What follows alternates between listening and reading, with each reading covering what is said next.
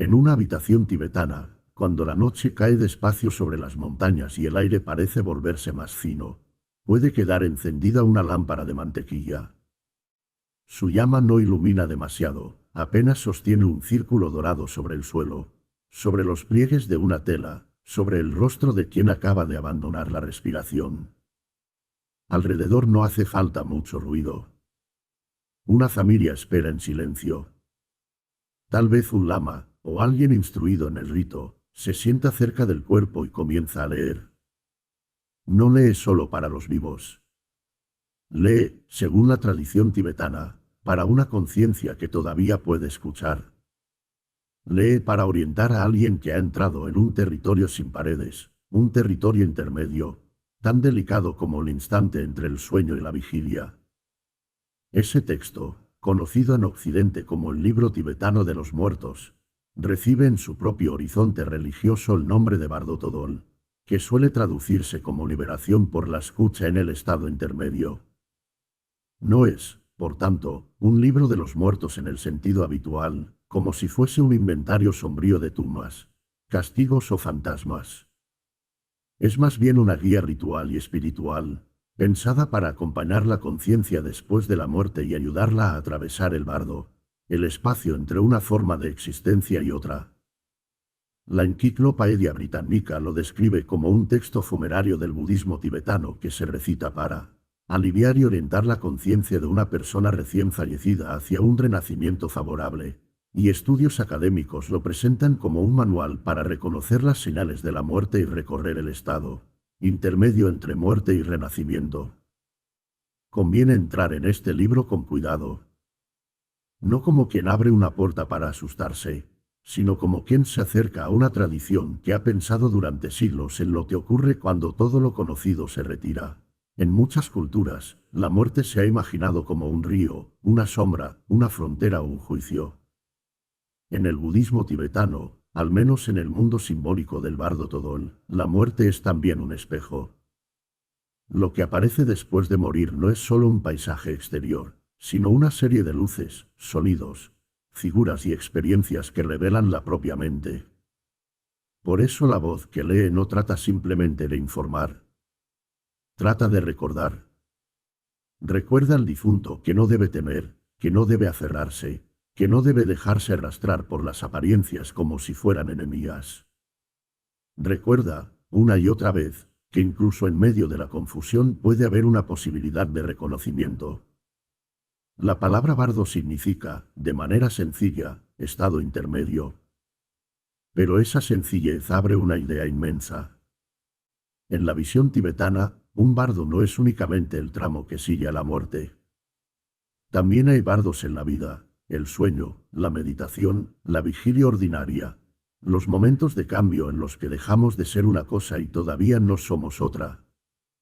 Toda existencia, mirada desde cierto ángulo, parece ocurrir entre dos orillas. Estamos entre un nacimiento y una muerte, entre una respiración y la siguiente, entre un pensamiento que acaba de desaparecer y otro que aún no ha nacido. El Bardo Thodol concentra esa intuición en el tránsito más radical, el momento en que la persona muere y la conciencia, según esta tradición, entra en una fase donde sus hábitos, miedos, deseos y comprensiones se vuelven extraordinariamente visibles. Por eso el libro no se dirige al cuerpo. El cuerpo está ahí, quieto, atendido por los vivos, preparado con respeto, quizá rodeado de objetos familiares. Pero la lectura se dirige a aquello que ya no puede ser tocado. Se le habla a la conciencia como si aún pudiera reconocer su nombre, su historia, sus vínculos y, sobre todo, su verdadera naturaleza. La voz dice, de distintas maneras, que lo que aparece no debe confundirse con una realidad sólida. Las luces no son solo luces. Las figuras no son solo figuras. Los sonidos no son solo sonidos. Todo se convierte en lenguaje de la mente. Y en ese lenguaje puede haber miedo, pero también una puerta hacia la liberación. Para entender la fuerza de esta escena, hay que imaginar el Tíbet no solo como un lugar geográfico, sino como un espacio espiritual formado por montañas, monasterios, peregrinaciones, cuevas de meditación y linajes transmitidos de maestra a discípulo. En ese mundo, la muerte no quedaba apartada como un accidente incómodo. Formaba parte de la práctica. Los vivos contemplaban la impermanencia. Los rituales ayudaban a ordenar el dolor de la familia y el camino del difunto. Allí donde el silencio podía volverse insoportable, el texto ofrecía una voz. Esa voz es una de las claves del bardo Todol. Su título mismo insiste en la escucha. Liberación por la escucha. No por la fuerza, no por una victoria exterior, sino por oír y reconocer. El difunto escucha las instrucciones porque, según la tradición, en el bardo la conciencia atraviesa experiencias intensas y puede confundirse. Puede sentirse atraída por luces más suaves y rechazar la claridad más brillante. Puede huir de visiones que parecen terribles sin comprender que su apariencia colérica oculta una enseñanza. Puede buscar refugio en lo conocido, incluso si lo conocido la devuelve al ciclo de nacimiento y muerte. La recitación trata de interrumpir ese movimiento automático. Trata de decir, mira bien, no huyas, esto también procede de tu propia mente. Aquí aparece una palabra fundamental, samsara. En muchas tradiciones budistas, samsara es el ciclo de existencia condicionada, el movimiento de nacimiento, muerte y renacimiento sostenido por ignorancia, deseo y aversión. No es simplemente vivir muchas vidas como una aventura interminable. Es más bien una rueda de repetición, donde la conciencia, al no reconocer la naturaleza profunda de la realidad, sigue aferrándose a formas pasajeras. El bardo Todol pertenece a ese horizonte. Su propósito no es satisfacer la curiosidad sobre el más allá, sino abrir una posibilidad de liberación. En su lenguaje, morir puede ser una ocasión extrema de lucidez. Cuando se disuelve el mundo habitual, cuando el cuerpo ya no sostiene las costumbres de cada día, podría aparecer una claridad que estaba siempre presente, aunque velada por el ruido de la vida. Dicho así, el libro puede parecer abstracto, pero su forma es profundamente concreta. Imagina a alguien que ha vivido entre valles y caminos, que ha conocido nombres, rostros, tareas, deseos, culpas, alegrías pequeñas. Imagina que todo eso comienza a retirarse, no de golpe, sino como una marea que baja. La respiración se hace tenue. Los sentidos pierden su firmeza. Las voces alrededor se alejan. Lo que antes parecía tan sólido, la casa, el cuerpo, las preocupaciones, la identidad misma, empieza a volverse ligero y extraño. En ese momento, la tradición dice que una instrucción adecuada puede ser decisiva. La conciencia necesita orientación, como un viajero que despierta en un paso de montaña cubierto de niebla y oye, a lo lejos, una voz conocida que le indica por dónde no debe caer. Sin embargo, esta imagen del viaje debe entenderse con delicadeza. El bardo Todol no es un mapa turístico del otro mundo ni una descripción científica de la muerte. Es un texto religioso, ritual y simbólico del budismo tibetano. Su verdad pertenece a una tradición de práctica, contemplación y transmisión. Por eso, cuando habla de luces, deidades, sonidos y caminos, conviene escuchar ese lenguaje tal como fue concebido, no como una crónica externa que pueda verificarse del mismo modo que un acontecimiento histórico, sino como una guía para reconocer la mente en una situación límite. En eso reside una parte de su belleza. Habla de la muerte, pero también habla de la percepción. Habla del más allá, pero también de la manera en que fabricamos mundos mientras vivimos. Por eso puede ser escuchado incluso por quien no comparta sus creencias. No porque todas sus imágenes deban aceptarse literalmente, sino porque su pregunta central es humana. ¿Qué queda cuando se deshace aquello a lo que nos aferramos? El rostro, el nombre, la memoria, las posesiones, el orgullo, las heridas, incluso la idea íntima de «yo soy esto», todo aparece bajo la luz de la impermanencia. El libro tibetano de los muertos no se limita a acompañar a los muertos. También instruye a los vivos.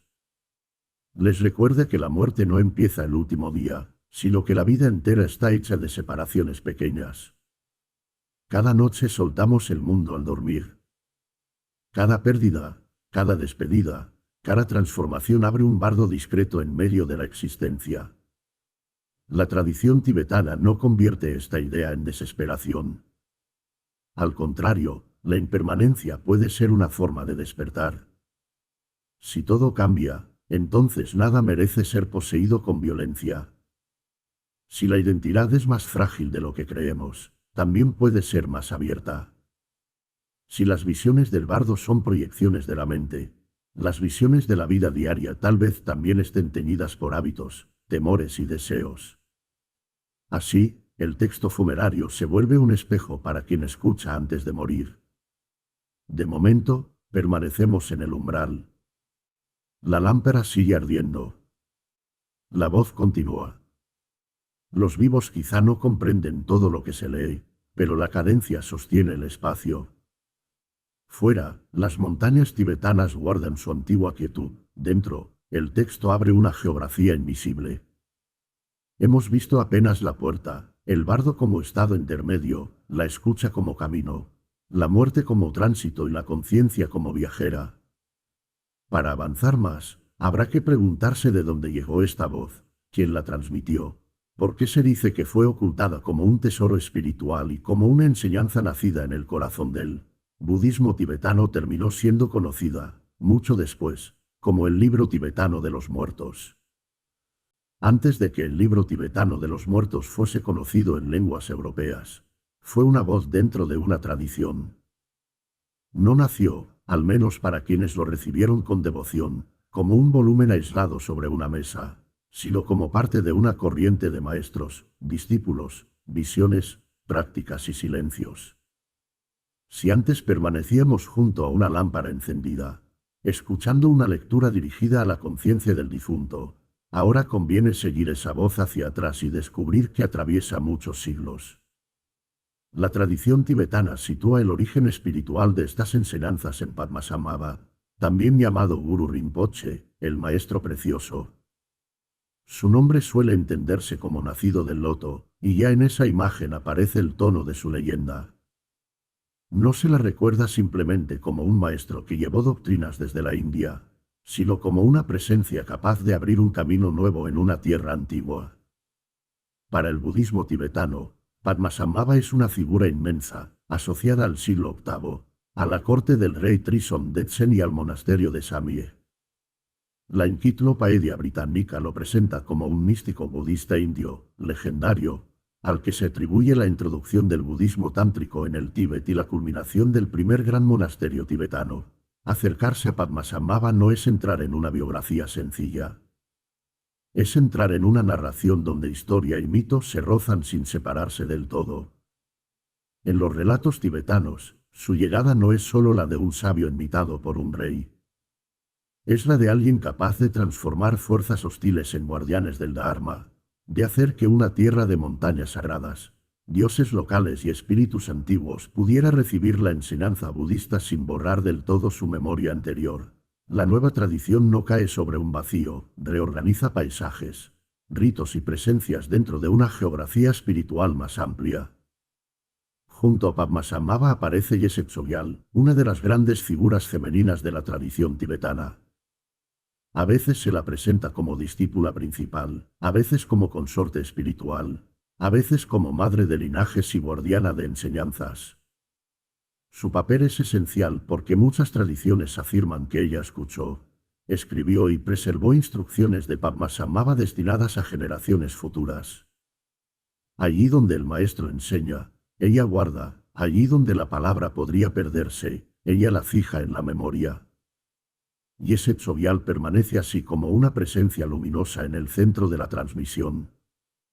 Para comprender cómo unas enseñanzas podían esperar siglos antes de ser reveladas, hay que detenerse en una palabra importante: terma. Un terma es un tesoro espiritual oculto. No se trata necesariamente de oro o piedras preciosas, aunque los relatos pueden situarlo en cuevas, rocas, lagos o templos. El tesoro es sobre todo una enseñanza escondida para aparecer cuando el mundo esté preparado. La tradición Nyingma, la escuela antigua del budismo tibetano, desarrolló profundamente esta idea. No todos los tiempos son capaces de recibir la misma enseñanza. El tiempo, así entendido, no es una línea vacía. Algo puede dormir durante siglos y despertar cuando encuentra el oído adecuado. Quien revela esos tesoros recibe el nombre de Tertón. A veces descubre un texto físico, otras veces, la enseñanza aparece en la memoria profunda, en una visión, en un sueño o en una experiencia contemplativa.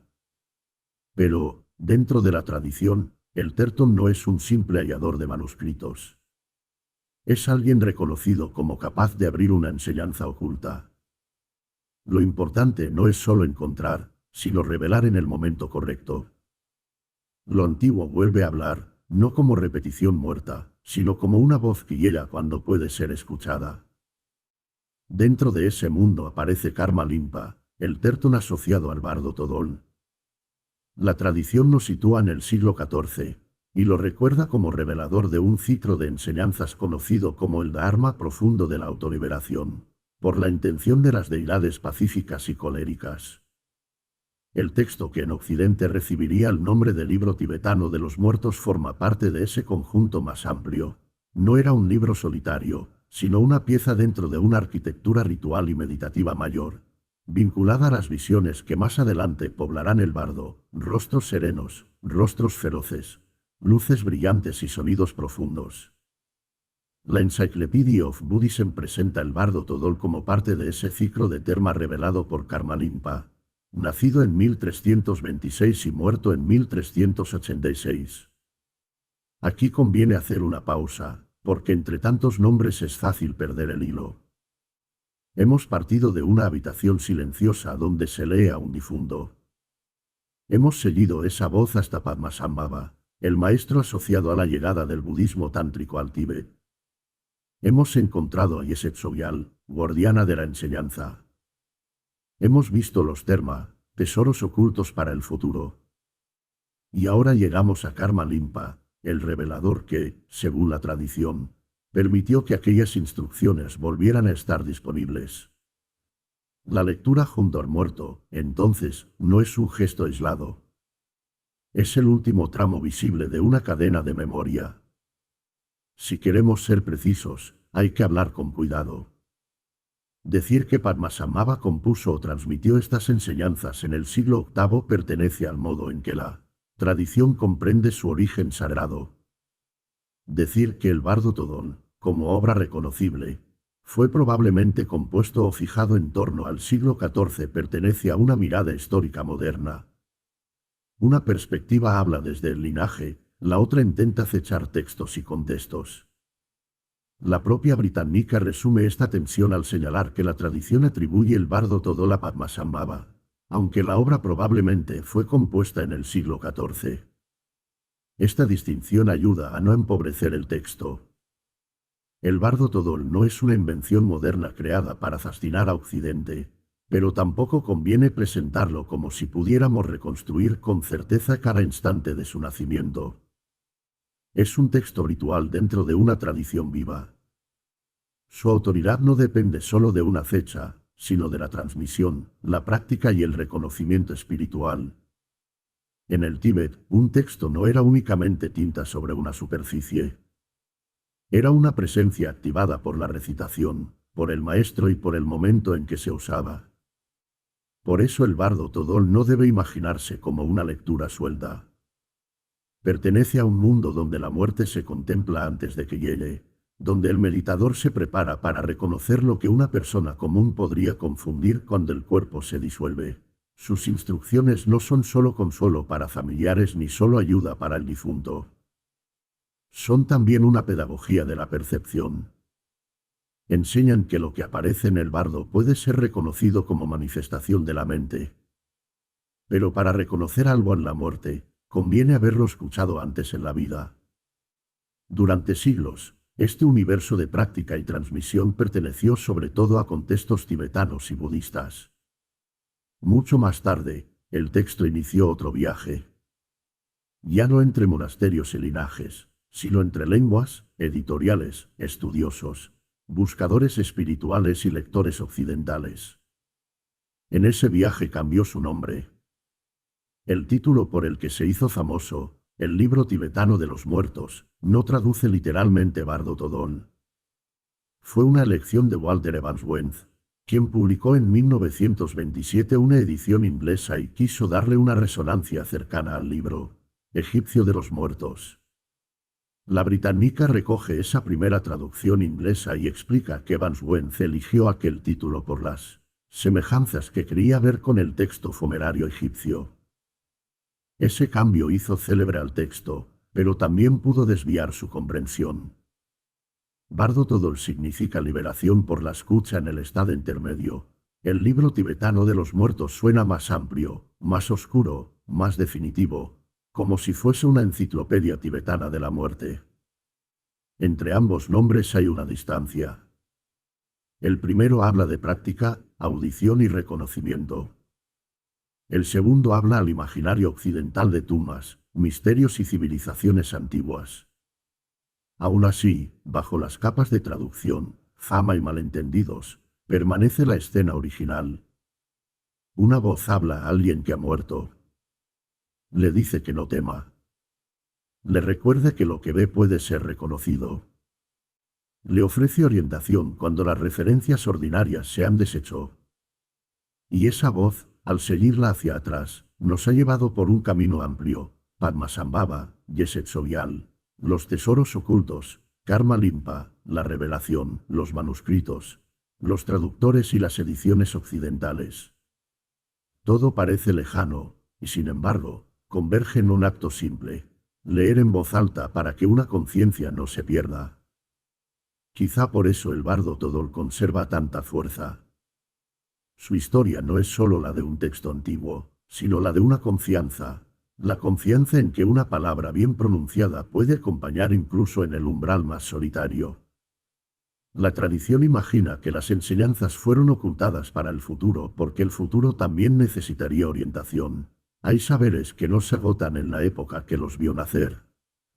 Duermen, cambian de forma, esperan otra lengua, otro oído, otra noche.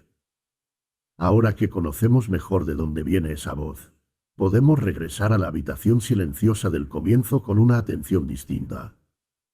La lectura ya no parece un gesto aislado. Detrás de cada frase hay montañas, linajes, maestros, reveladores y siglos de práctica. Pero el verdadero viaje del texto todavía no ha comenzado. Su origen nos ha preparado para entrar en su experiencia central, el instante en que el cuerpo se apaga, los elementos se disuelven y la conciencia se encuentra por primera vez ante la claridad desnuda del bardo. Cuando el cuerpo comienza a pararse, la tradición tibetana no imagina un corte brusco, como si una puerta se cerrara de golpe y todo quedara en silencio. Lo imagina más bien como una retirada lenta de apoyos. Algo que parecía firme empieza a deshacerse. La persona que hasta hace poco hablaba, respiraba, reconocía rostros y respondía a su nombre, entra en una zona cada vez más tenue. Pero el Bardo Todol dirige la mirada hacia otra escena, invisible para quienes rodean el lecho. Según esta tradición, mientras el cuerpo se aproxima a su último aliento, la conciencia comienza a separarse de las referencias habituales y se prepara para encontrar aquello que el texto llama el estado intermedio. En esa habitación, la voz que lee no se precipita. No habla como quien intenta retener a alguien por la fuerza, sino como quien acompaña una despedida inevitable. Puede dirigirse al moribundo por su nombre, recordarle que ha llegado el momento, que no debe distraerse, que no debe aferrarse al cuerpo ni a los sonidos de la familia. La lectura no busca agitar, sino orientar. En el Bardo Todol, la escucha conserva un valor decisivo porque la conciencia, aun cuando los sentidos ordinarios ya no funcionen como antes, puede recibir instrucciones. De ahí el sentido profundo del título, liberación por la escucha en el estado intermedio, una guía recitada para quien atraviesa los bardos de la muerte, según la tradición. Todavía puede reconocer lo que se le muestra. El primer tramo de ese viaje suele describirse como el bardo del momento de la muerte.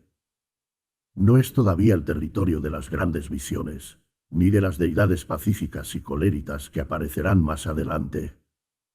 Es un umbral más íntimo, más cercano al cuerpo que se abandona.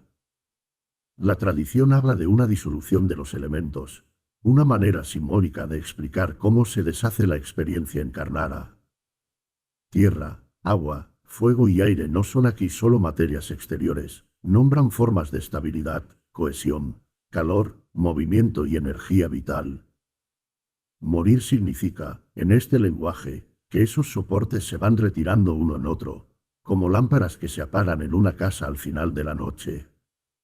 Primero se debilita la solidez. Lo que antes permitía levantarse, sostenerse, mover los brazos, sentir el peso del cuerpo como algo propio, empieza a fallar. La tierra se disuelve en el agua, dice la fórmula tradicional.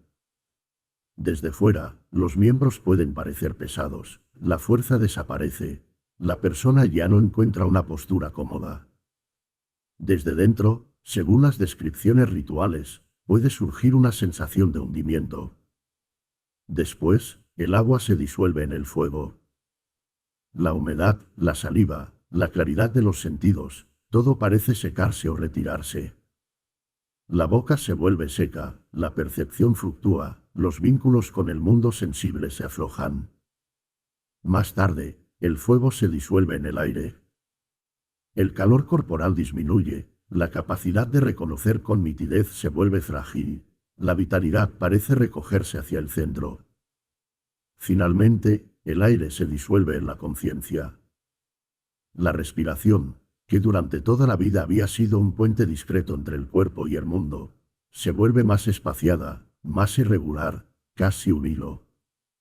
Cada exhalación puede parecer la última, y después todavía llega otra, más leve. Quienes acompañan quizá cuentan esos intervalos sin decirlo. El texto, en cambio, mira más allá del ritmo físico. Para él, el momento no es solo pérdida, sino apertura. Estas etapas no deben entenderse como una anatomía moderna de la muerte. Pertenecen a un lenguaje espiritual y contemplativo. Hablan de cómo la tradición tibetana ordena una experiencia extrema, convirtiendo el final del cuerpo en un proceso reconocible. En lugar de dejar al moribundo abandonado a la confusión, el ritual nombra lo que sucede. Y nombrar, en este contexto, es ya una forma de cuidado. Si la persona ha escuchado estas enseñanzas durante la vida, puede reconocerlas cuando hieran. Si no las ha escuchado, la voz del lector intenta llevarlas hasta ella en el último momento. La idea central es serena y exigente a la vez, el estado mental al morir importa. No porque la tradición culpe al moribundo de su miedo, sino porque considera que la mente tiende a seguir sus hábitos incluso cuando el cuerpo se deshace. Quien ha vivido cerrado puede aferrarse. Quien ha vivido huyendo puede huir. Quien ha cultivado la atención puede encontrar, incluso en la fragilidad final, un punto de claridad. Por eso se recita con suavidad. Por eso se invita a soltar.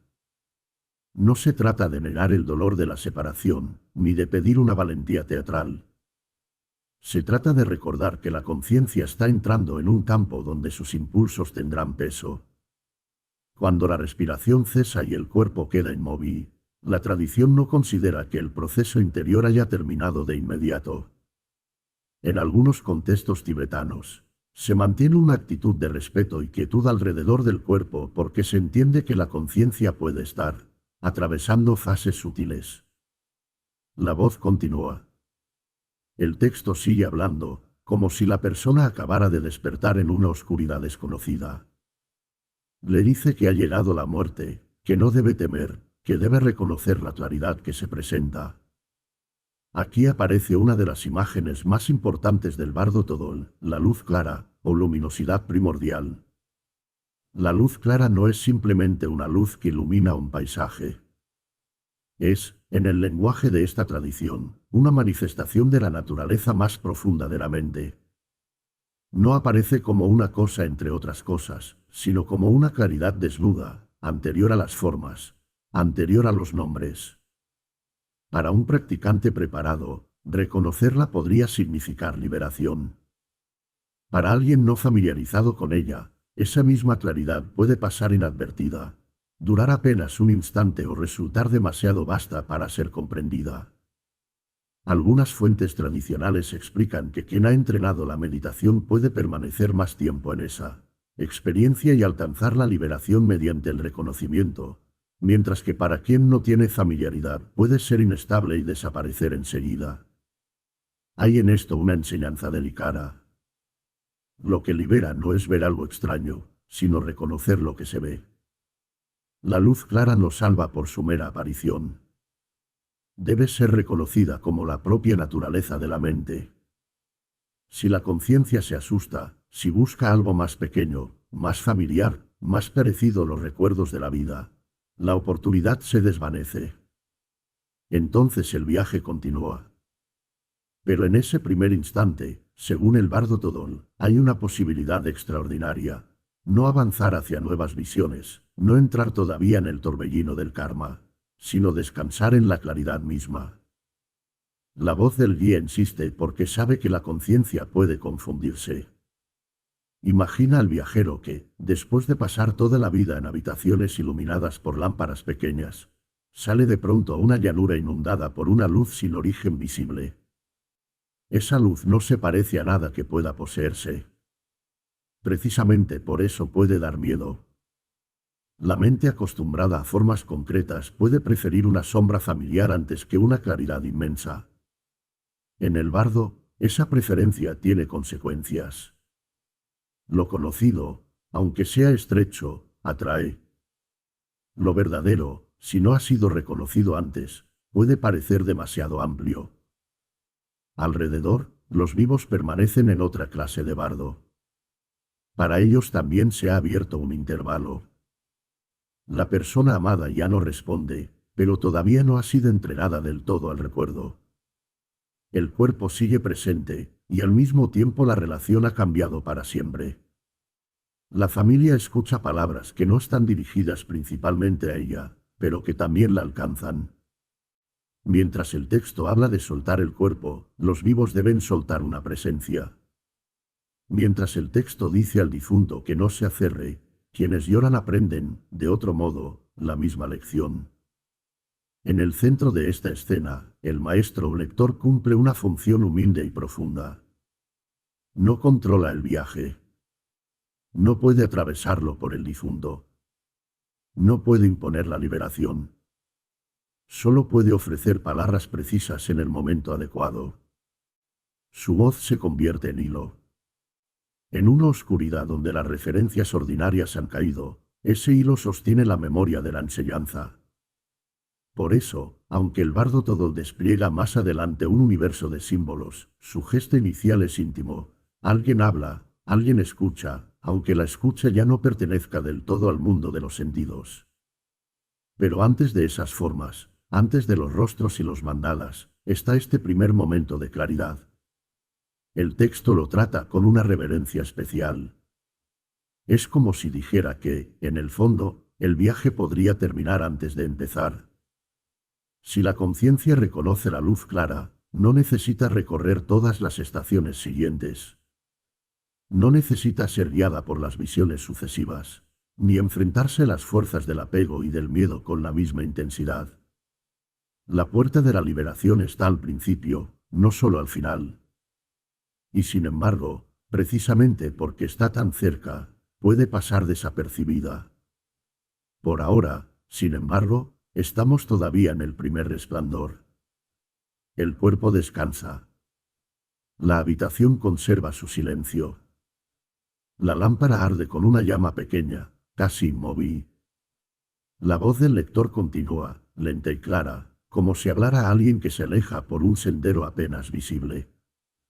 Ya se han retirado los apoyos de la vida ordinaria. Ya se ha abierto el bardo del momento de la muerte. Y en ese espacio, antes de que surjan los grandes cortejos de imágenes, antes de que el universo interior se pueble de presencias pacíficas y terribles, la conciencia se encuentra ante la luz que debía reconocer como propia. Después de la primera claridad, cuando la conciencia no logra reconocer del todo aquella luz desnuda como su propia naturaleza, el viaje continúa. No continúa como un camino de tierra que se abre ante los pies, ni como una sala que se cruza paso a paso. Continúa dentro de un espacio más extraño, donde lo que aparece tiene forma de visión, de sonido, de resplandor. El bardo Todol describe entonces una sucesión de presencias que pueden parecer dioses, guardianes, reyes celestes o figuras terribles, pero insiste en algo esencial: no conviene tomarlas como enemigos exteriores. En el lenguaje de esta tradición, son manifestaciones de la mente en su estado intermedio, imágenes de una profundidad que la conciencia, si no está preparada, puede confundir con amenaza. La escena cambia lentamente. Ya no estamos solo junto al cuerpo que ha dejado de respirar, aunque la habitación siga ahí, con su lámpara y su silencio.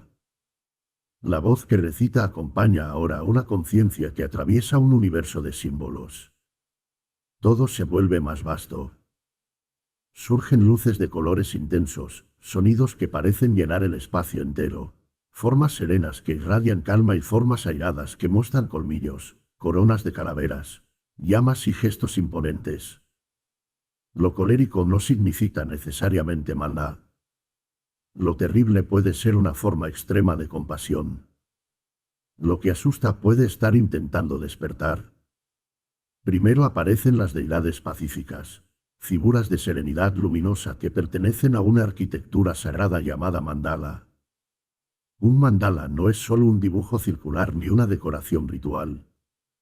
Es un universo ordenado, una forma simbólica de presentar la realidad iluminada.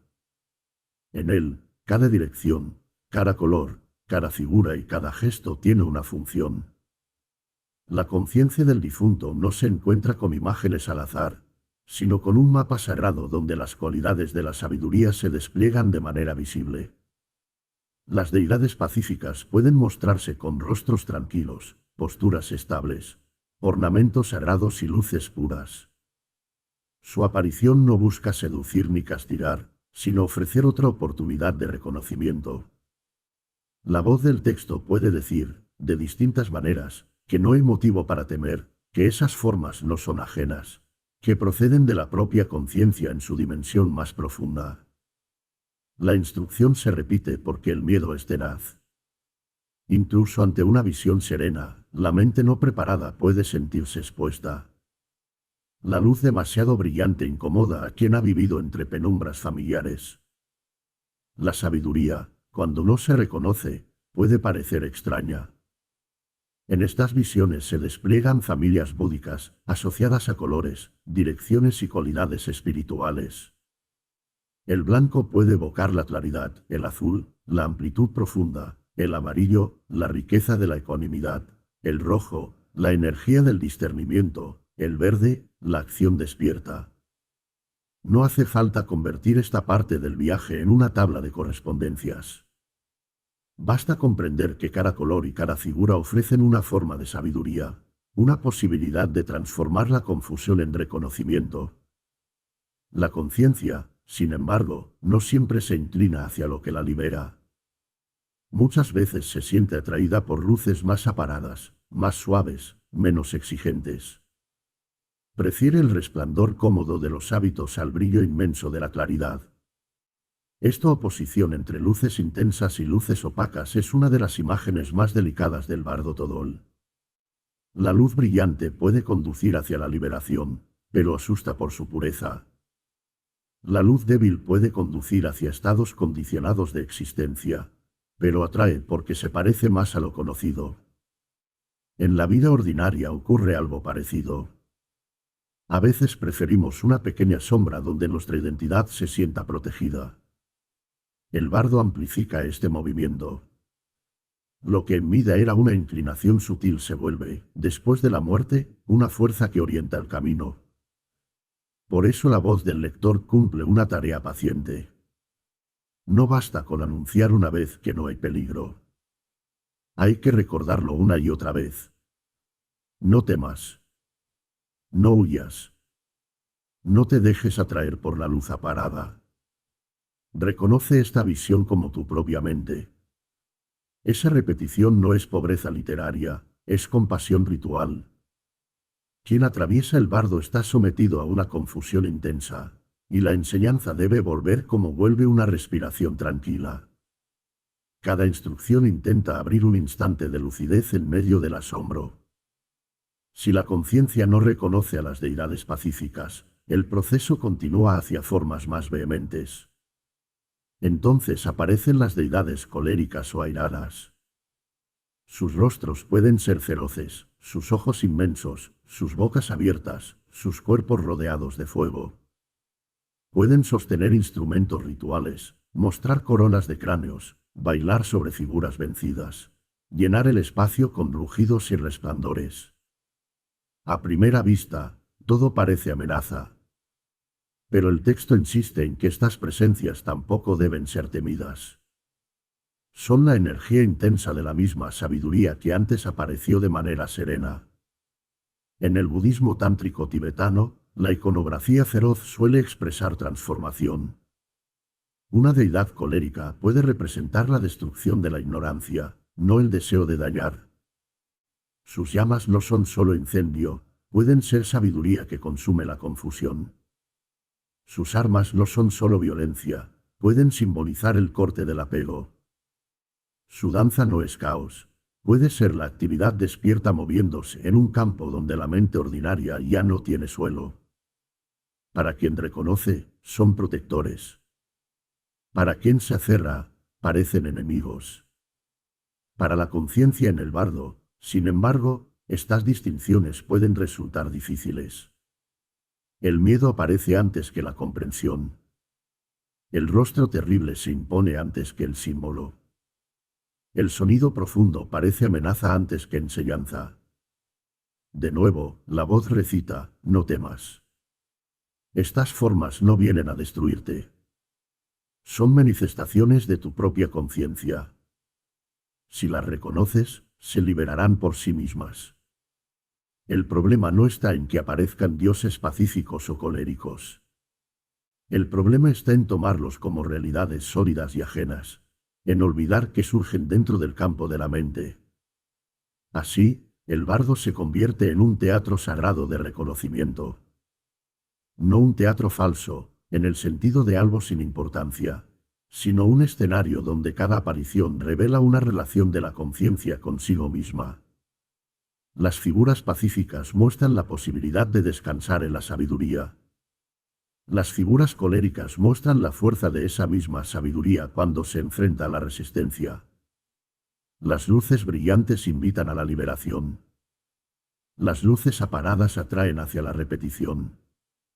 Los sonidos, los colores, los mandalas y las deidades no forman una fantasía dispersa, sino una pedagogía de la percepción. A mitad de este recorrido conviene recordar suavemente dónde estamos. Seguimos dentro del libro tibetano de los muertos, esa guía para la conciencia en el estado intermedio. Primero estuvo la disolución de los elementos y la luz clara. Ahora surgen las visiones de sabiduría bajo formas pacíficas y airadas. Todo el texto intenta una sola cosa, que la conciencia reconozca, aunque sea por un instante, que aquello que la deslumbra o la asusta no está separado de su propia naturaleza. Esta enseñanza posee una gran sutileza psicológica, aunque no debe reducirse solo a psicología. Muchas veces huimos de lo que nace en nosotros.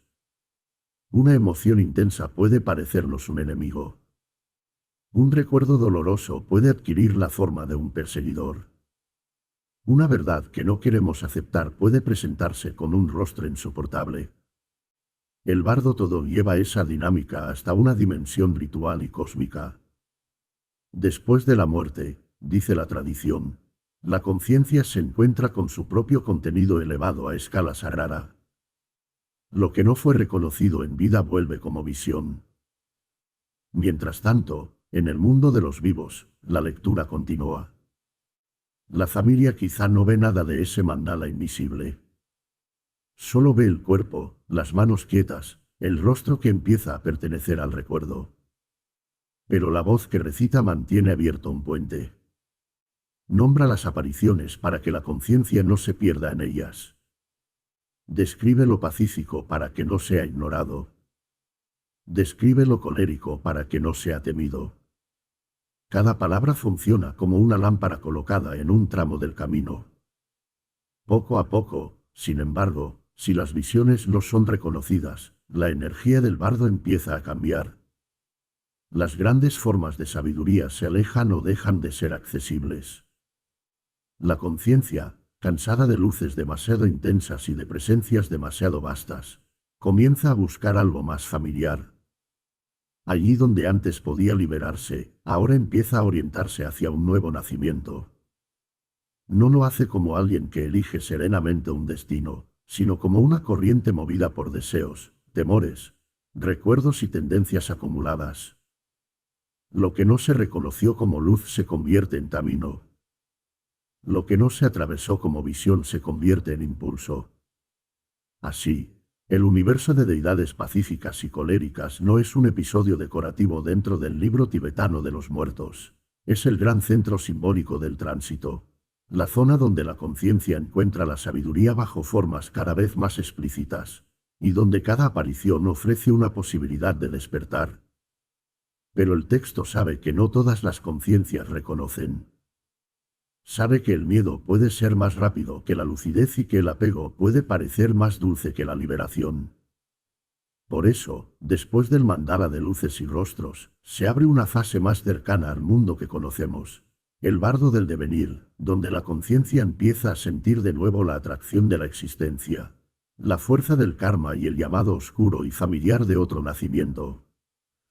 Después de las luces intensas y de los rostros sagrados, después de las deidades pacíficas que ofrecían serenidad y de las deidades coléricas que parecían rugir dentro de un cielo de fuego, el viaje del bardo entra en una región más cercana a la vida.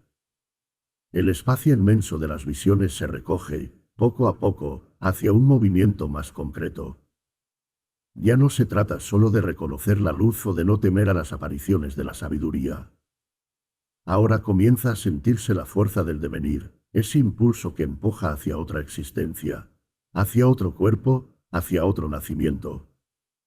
En el lenguaje del libro tibetano de los muertos, esta fase puede entenderse como el bardo del devenir. La conciencia, al no haber reconocido plenamente las oportunidades anteriores de liberación, se ve arrastrada por tendencias acumuladas. No avanza con calma, sino con la mezcla de deseo, miedo, confusión y costumbre que ha formado su corriente profunda.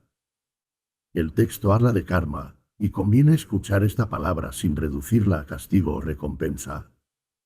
Karma significa acción, huella, tendencia. Es el movimiento que dejan los actos, las intenciones, los hábitos y las formas de mirar el mundo. En el bardo, según esta tradición, esas huellas no desaparecen. Se vuelven dirección.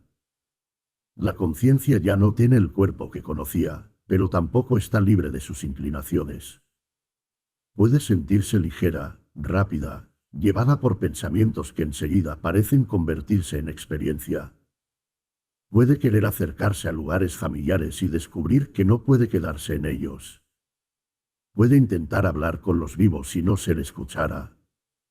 Puede ver a quienes lloran, los objetos de la casa, los restos de una vida que todavía parecen propios, y aún así comprender, de manera confusa, que algo se ha separado para siempre. El apego al cuerpo, al nombre, a la familia, a las posesiones y a las historias personales puede despertar con una fuerza dolorosa. El texto intenta entonces orientar una vez más: no te aferres, no busques refugio donde ya no puedes permanecer. No confundas el deseo de volver con una verdadera salida. Aquí el bardo se vuelve profundamente humano. Después de los mandalas y los resplandores, aparecen emociones que cualquiera puede reconocer. La dificultad de soltar. El temor a desaparecer. La nostalgia de lo que ha sido. La necesidad de encontrar una forma, una casa, una identidad. Para la tradición tibetana, la conciencia sigue creando mundo a partir de sus propias tendencias. Donde hay miedo, surgen amenazas. Donde hay deseo, surgen atracciones. Donde hay ignorancia, las apariencias se vuelven sólidas. El bardo del devenir es, de alguna manera, el tramo en que la mente busca reconstruir una existencia porque no ha sabido descansar en la claridad. El libro tibetano de los muertos no abandona al difunto en este momento. Aunque las oportunidades primeras hayan pasado, la guía continúa. Todavía se le habla. Todavía se le recuerda que puede reconocer. Todavía se le advierte sobre las visiones que lo atraen hacia distintos modos de renacer. La liberación no queda reservada únicamente al primer resplandor de la luz clara. Incluso ahora, cuando el impulso hacia la vida condicionada se vuelve más fuerte, el texto mantiene abierta una posibilidad. Esa insistencia revela una compasión tranquila. Mientras haya conciencia, puede haber reconocimiento. Mientras haya reconocimiento, puede haber una grieta en la rueda del samsara. Las imágenes de esta fase son menos majestuosas que las de las deidades, pero no menos poderosas. La conciencia puede percibir paisajes, sonidos, presencias, señales de futuros nacimientos. Puede sentirse perseguida por vientos, arrastrada por corrientes, empujada hacia lugares que aparecen y desaparecen. Puede ver parejas unidas y sentir atracción o aversión. Puede inclinarse hacia un vientre, hacia una familia, hacia un mundo que corresponde a sus tendencias kármicas. En ese instante, según el texto, se prepara la entrada en una nueva existencia. La conciencia que no se liberó se aproxima al renacimiento, y el gran viaje intermedio comienza a cerrarse. Pero incluso esta idea debe ser tratada con cuidado. El bardo Todor no ofrece una escena de renacimiento como simple fantasía narrativa. Habla desde una visión religiosa donde la existencia se mueve en ciclos, donde la muerte no destruye por completo la continuidad de la conciencia y donde los hábitos mentales tienen consecuencias más allá de una sola vida. En ese marco, renacer no es una victoria ni una condena absoluta. Es continuidad. Es volver a entrar en el tejido del mundo, con sus posibilidades de aprendizaje y sus velos de ignorancia, con sus afectos, dolores, alegrías y pérdidas. El samsara no es solo sufrimiento visible, también es la repetición de no reconocer lo que somos en profundidad. Así se comprende mejor el propósito del texto. No se recita para alimentar la curiosidad sobre lo que hay después de morir. Se recita para ayudar a no perderse. Y, al mismo tiempo, se estudia en vida para aprender a no perderse antes de la muerte. Esta es una de sus enseñanzas más hondas. El bardo no empieza únicamente cuando el corazón deja de latir. La vida entera está atravesada por estados intermedios. Cambiamos de edad, de rostro, de deseos, de lugares. Dejamos atrás versiones de nosotros mismos y entramos en otras sin comprender del todo cuándo ocurrió la transformación. Cada duelo, cada miedo y cada noche de incertidumbre contiene una pequeña forma de bardo. Al llegar aquí, el recorrido completo empieza a verse como un solo movimiento. Primero, el cuerpo se disuelve y la conciencia se encuentra ante la luz clara. Después, si no reconoce esa claridad, aparecen las deidades pacíficas y coléricas, las formas sublimes de la sabiduría y de la energía transformadora. Finalmente, si tampoco esas visiones son reconocidas, surge el bardo del devenir, con su atracción hacia una nueva vida. En cada etapa, la instrucción esencial se mantiene: no temas, no te aferres, reconoce. El texto cambia de imágenes, pero no de corazón. La historia posterior del libro tibetano de los muertos añadió nuevos bardos culturales al propio texto. Nacido dentro de una tradición ritual tibetana, asociada a linajes, maestros, revelaciones y prácticas específicas, viajó a Occidente con un título que lo hizo célebre, al mismo tiempo, lo transformó. Muchos lectores lo imaginaron como una especie de manual universal del más allá. Otros lo leyeron como un mapa psicológico de las profundidades de la mente. Algunos se acercaron a él con devoción, otros, con curiosidad estética, otros, buscando respuestas ante la muerte fuera de los lenguajes religiosos de su propia cultura. Ese viaje occidental amplió su fama, pero también produjo malentendidos. El bardo Todol no es un libro de terror, aunque contenga imágenes feroces. No es una novela visionaria, aunque sus escenas posean una fuerza imaginativa inmensa. No es una guía separada de toda tradición, como si pudiera extraerse sin pérdida de su contexto budista tibetano. Tampoco es una prueba objetiva de lo que ocurre después de morir.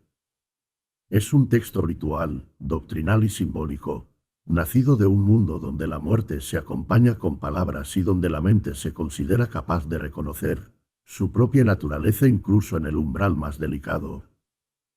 En la cultura moderna, su influencia ha tocado la espiritualidad, la psicología, la literatura, el arte y la música. Pero quizás su legado más discreto no está en las citas ni en las reinterpretaciones, sino en la manera en que ha enseñado a muchas personas a pensar la muerte como proceso. No como un instante absurdo que interrumpe la vida sin lenguaje, sino como un tránsito que puede contemplarse, prepararse y acompañarse. Incluso quien no adopta sus creencias puede recibir de él una pregunta serena: ¿cómo viviríamos si recordáramos que todo lo que nos define es transitorio? Al final, la conciencia que no se libera entra en un nuevo nacimiento. El ciclo continúa. Una vida empieza en alguna parte, con su primera respiración, sus primeros sonidos, sus primeras luces. Lo que para una familia era despedida se convierte, en otro lugar del gran tejido del samsara, en comienzo. Esta continuidad puede parecer inmensa, casi inabarcable. Pero el texto no la presenta para abrumar. La presenta para mostrar la importancia de despertar.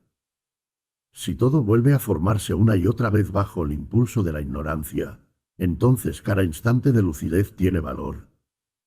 Cada reconocimiento, por pequeño que sea, interrumpe por un momento la fuerza de la repetición. Regresamos así a la habitación del principio. La lámpara de mantequilla arde con una llama baja. La voz que leía ha atravesado montañas de doctrina, visiones de luz, deidades serenas, figuras airadas y caminos hacia el renacimiento. Los vivos quizás siguen sentados en silencio. El cuerpo ya pertenece al cuidado final, pero el texto ha abierto alrededor de él un espacio inmenso.